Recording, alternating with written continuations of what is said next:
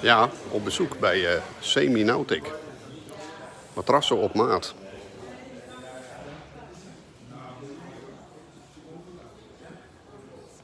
En klaar terwijl u wachten.